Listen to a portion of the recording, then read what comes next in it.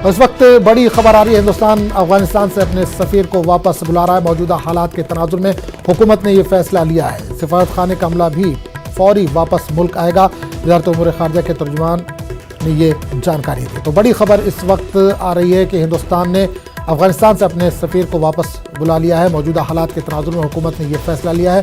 सिफारत खाने का अमला भी फौरी वापस मुल्क आएगा। वज़ारत उमूर खारजा के तर्जुमान ने इस ताल्लुक से जानकारी दी। इस पूरे मामले पर बात करने के लिए हम सीधे रुख करेंगे दिल्ली का, जहां से हमारे नुमाइंदे शैलेंद्र वांगू जुड़े हैं। शैलेंद्र, इस वक्त एक बड़ी खबर आ रही है कि हिंदुस्तान अफगानिस्तान से अपने सफीर को वापस बुला रहा है। इसके अलावा जो भी अमला है उसको भी, सिफारत खाने का जो अमला है उसको भी फौरी वापस बुलाने की तैयारी है।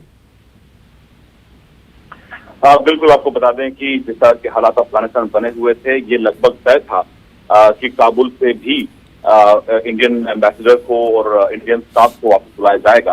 हालांकि आपको ये याद दिला दें कि इससे पहले मजार शरीफ और कांधार में जो भारतीय काउंसलेट है वहां से भी सिक्योरिटी हालात को देखते हुए वापस बुला लिया गया था इंडियन स्टाफ को, उनको वहां से रेस्क्यू कराया गया था। और अब जो वहां पर तालिबान का कब्जा हो चुका है अफगानिस्तान में, और काबुल में भी अब तालिबान मौजूद है। हमने ये भी कल देखा है कि किस तरह के हालात कल एयरपोर्ट पे थे। इसी बीच अब ये खबर आ रही है कि भारत ने वहां से फिलहाल अपने स्टाफ को वापस विड्रॉ कर लिया है। अब देखना ये होगा कि जिस तरह के हालात वहां बनते हैं उसके बाद ये अगला कदम उठाया जाएगा। लेकिन इसी बीच एक बड़ी खबर गृह मंत्रालय से भी आ रही है, एमएचए से भी आ रही है, जहां पर एक नया वीजा की कैटेगरी शुरू की गई है। इस वीजा कैटेगरी की अगर हम बात करें तो ये वीजा कैटेगरी ई emergency act miscellaneous visa system शुरू किया गया है, ताकि उन तमाम लोगों को भारत आने में आसानी हो जो भारत आना चाहते हैं और उनके वीजा एप्लीकेशन को फास्ट ट्रैक किया जा सके। तो ये नियमों में बदलाव किया गया है अफगानिस्तान के हालात को लेकर।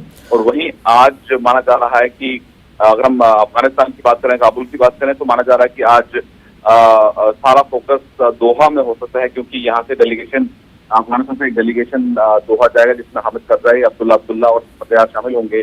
और माना जा रहा है कि वो तालिबान से बातचीत करेंगे ताकि वहां पर नेगोशिएट किया जा सकता है सरकार बनने को लेकर। बिल्कुल शैलेंद्र, एक चीज और ये खबर आ रही है कि हिंदुस्तानी जहाज C-17 उसने काबुल से उड़ान भर दी है हिंदुस्तान आने के लिए। उसमें तकरीबन 120 से ज़ायद हुक्काम शामिल हैं। तो जो वहां पर और बाकी लोग हैं उनको किस तरह से लाया जाएगा, इस ताल्लुक से कुछ सरकार से या हुकूमत की तरफ से बयान जारी किया गया है? देखिए, आपको बता दें कि कल भी विदेश मंत्रालय की तरफ से एक बयान जारी किया गया था जिसमें ये कहा गया था कि जो भी लोग वहां फंसे हुए हैं उनको वहां से रेस्क्यू किया जाएगा। एयरपोर्ट ऑपरेशन एक चुनौती है, एक मुश्किल है वहां पे, क्योंकि हमने देखा कि किस तरह पर वहां एयरपोर्ट पर कल हमने अफरा तफरी का माहौल देखा था। उसको लेकर आज सुबह विदेश मंत्री जयशंकर ने भी ट्वीट करके जानकारी दी कि एयरपोर्ट ऑपरेशन एक चुनौती है, वो जैसे ही ठीक होता है वहां से ऑपरेशन दोबारा शुरू किए जाएंगे। और वहीं उन्होंने ये भी कहा कि उनकी बातचीत कल इस पूरे मामले पर अमेरिकी विदेश मंत्री ब्लिंकन से हुई थी, और ब्लिंकन से भी उन्होंने कहा है कि एयरपोर्ट ऑपरेशन जल्द खोले जाने की जरूरत है ताकि वहां से ऑपरेशन दोबारा शुरू किए जा सके, वहां से रेस्क्यू ऑपरेशन दोबारा शुरू किए जा चुके। तो ऐसे में कुछ विमानों का वहां से आना जाना ये लगा रहेगा। हालांकि इसमें अभी नंबर देना सही नहीं होगा सिक्योरिटी कारणों की वजह से, लेकिन एक अच्छी खासी तादाद में भारत लौटेंगे अफगानिस्तान से बहुत से लोग, जिसमें अल्पसंख्यक समुदाय के भी करीब 200 लोग शामिल हैं। बिल्कुल, जो बाइडेन के भी कई तरह के बयान आए हैं। शैलेंद्र, एक चीज इन्होंने ये भी खबरदार किया तालिबान को कि अमरीकी जो अफगानिस्तान से अमेरिका वापस जा रहे हैं, अगर उसमें रुकावट डाली तो कोई तबाहकुन हमला भी कर सकते हैं, कुव्वत का भी इस्तेमाल कर सकते हैं। बिल्कुल, कल जो बाइडेन देर रात जिस तरह से उनका स्टेटमेंट आया है, उन्होंने ये भी कहा है कि उन्होंने अपने फैसले को उन्होंने सही ठहराया, सफाई उन्होंने दी है, और उन्होंने कहा है कि अफगानिस्तान की वॉर अमेरिका नहीं लड़ेगा। और उन्होंने सीधा ठीकरा फोड़ा है अशरफ गनी पे और कहा कि वो देश छोड़ के जा चुके हैं और उनकी मिलिट्री अफगानिस्तान की वो नहीं लड़ पाई तालिबान से, तो हम उम्मीद नहीं कर सकते कि अमेरिका उनकी लड़ाई लड़े। तो अपने पूरे भाषण के दौरान उन्होंने अपना बचाव किया, अपने फैसले को सही ठहराया और ये कहा कि वो नहीं चाहते थे कि ये अफगानिस्तान वॉर जो है वो 5वें अमेरिकी राष्ट्रपति तक पहुंचे। तो ऐसे में उन्होंने ये भी साफ कर दिया है कि वहां से अभी इवैक्यूएशन चल रहा है और वहां पे फोर्सेस भी तैनात कर दी गई हैं। करीब 7,000 सोल्जर्स अमेरिकन फोर्सेस के वहां पर मौजूद हैं ताकि वहां से सुरक्षित बाहर निकला जा सके। और उन्होंने ये भी कहा कि अगर ऐसे में उन पर हमला होता है तो उसका तुरंत और सख्त जवाब दिया जाएगा अमेरिका की तरफ से। लेकिन देखने वाली बात होगी कि अब जिस तरह के हालात अफगानिस्तान में बन रहे हैं और कल भी हमने देखा यूएन सिक्योरिटी काउंसिल में भी इस पूरे मुद्दे को लेकर चर्चा हुई थी और भारत ने चिंता जताई थी बच्चों और महिलाओं को लेकर। तो ऐसे में आगे का रुख क्या होगा इन तमाम मुल्कों का, क्योंकि अभी तक सरकार वहां बनी नहीं है। और सरकार अगर ऐसी बनती है जिसमें सभी वर्गों को, सभी सेक्शंस को शामिल किया जा सके, तभी भारत और बाकी देश जो है वो उसको मान्यता दे सकते हैं। लेकिन कुछ ऐसे देश हैं जिसमें रूस और चीन है, वो कहीं ना कहीं उनका रुझान दिख रहा है तालिबान के साथ खड़े दिख रहे हैं वो।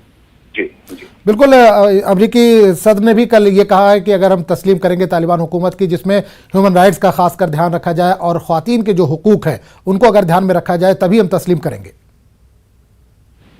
बिल्कुल बिल्कुल, क्योंकि अगर हम तालिबान के ट्रैक रिकॉर्ड की बात करें 1990 के दशक में जिस तरह के हालात रहे हैं अफगानिस्तान में, और महिलाओं के राइट्स की बात करें, अल्पसंख्यक या माइनॉरिटीज के राइट्स की बात करें, लड़कियां स्कूल नहीं जा सकती थी, महिलाएं काम नहीं कर सकती थी, उन तमाम चीजों को अगर देखा जाए तो इस तालिबान से जो दोबारा वहां पे वापसी हुई है उससे दहशत अभी भी बहुत है लोगों में। इसलिए जो हमने कल तस्वीर देखी एयरपोर्ट पे कि किस तरह से लोग जहाज के पंख पर बैठकर भी अफगानिस्तान से बाहर निकलने के लिए कोशिश कर रहे हैं। लेकिन अब क्योंकि तालिबान ये खुद कह रहा है कि वो बदला हुआ तालिबान है, लेकिन जिस तरह का ट्रैक रिकॉर्ड रहा है तालिबान का पहले, उसको देखते हुए भरोसा फिलहाल नहीं किया जा सकता। और ये भी कहा जा रहा है अफगानिस्तान के एम्बेसडर की तरफ से भी कल यूएनएससी में कहा गया कि वहां पर अभी से लोगों की पहचान की जा रही है और उन लोगों की पहचान की जा रही है जो सरकार के साथ काम कर चुके हैं, सिक्योरिटी फोर्सेस के साथ काम कर चुके हैं, तो जान को खतरा है। तो कुल मिला के अभी ये कहना बहुत जल्दबाजी होगी ही वहां की सरकार का क्या होगा, वहां पे सरकार कैसे बनती है। हालांकि जैसे मैंने आपको बताया कि अफगानिस्तान से डेलीगेशन आज दोहा जा सकता है, जहां पर उनकी मुलाकात मुल्ला बरादर से होगी और उसके बाद गवर्नमेंट फॉर्मेशन को लेकर प्रोसेस आगे बढ़ेगा। लेकिन अगर इंक्लूसिव गवर्नमेंट बनती है जिसमें सभी सेक्शंस को अगर जगह मिलती है, तो शायद वर्ल्ड लीडर्स जो है, वर्ल्ड कम्युनिटी जो है वो इस सरकार को रिकॉग्नाइज करे। लेकिन फिलहाल सबकी प्रायोरिटी यही है कि सभी अपने नेशनल्स को, अपने ऑफिशियल्स को अफगानिस्तान से सेफ निकालना है। बिल्कुल बिल्कुल। चलिए शैलेंद्र, बहुत बहुत शुक्रिया इस तमाम जानकारी के लिए। पिछले साल न्यूज